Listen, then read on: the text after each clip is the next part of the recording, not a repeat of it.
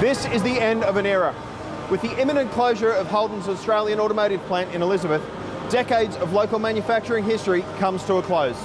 It's an important chapter, not just for the local car industry, but for Australia as a whole. So we've come behind the scenes for one last look at Holden's plant in Elizabeth. Car factories are a little bit special. Raw ingredients such as sheet metal and parts come here, magic happens, and a fully functional car comes out the other end. There aren't many countries that have the capability to design, engineer and build a car starting with a blank sheet of paper. But Australia is one of them, or at least it used to be. Having shut down its V6 plant in Melbourne and with the Toyota and Ford factories already closed, this is the last proper car plant in the country. HSV doesn't really count for me. It applies its own parts to a near-finished car already built by Holden. It's wild to watch sheets of metal get stamped and welded to form the basis of a car. Holden used to build the Cruise here in South Australia before it was replaced by the Europe-sourced Astra.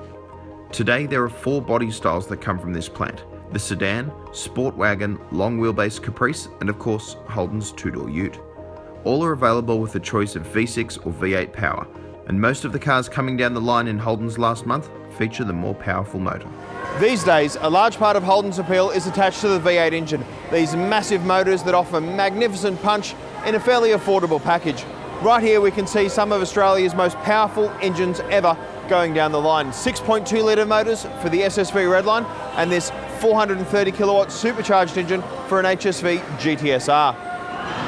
But here in the body shop we're watching sedans, utes and wagons roll down the line while the guys are pumping Men at Work's Land Down Under over the PA. It's a really surreal experience knowing that this is all going to be shut very soon.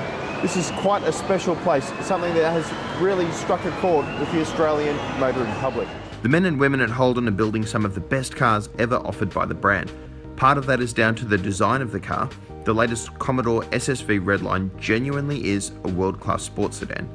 But part of it is also down to execution. Holden won internal awards for paint finishes and build quality towards the end of its manufacturing life, establishing Australia as a benchmark for quality within the General Motors world.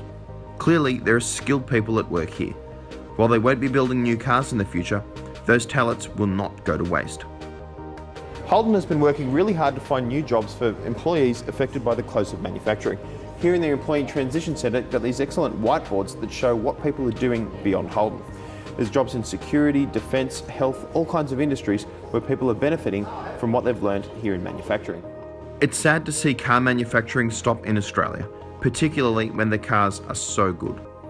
Unfortunately, the cost of building cars here just isn't on par with other markets, and so the Australian new car landscape is so fractured that no one car is popular enough to keep the factory doors open. It's been a privilege to have a look behind the scenes as Holden prepares to shut its doors, and to meet some of the people responsible for Australia's own cars.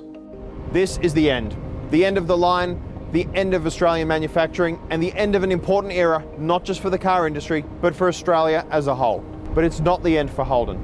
Though it won't build any more cars in Australia, the brand is set to import the best cars it can find from around the world for decades to come.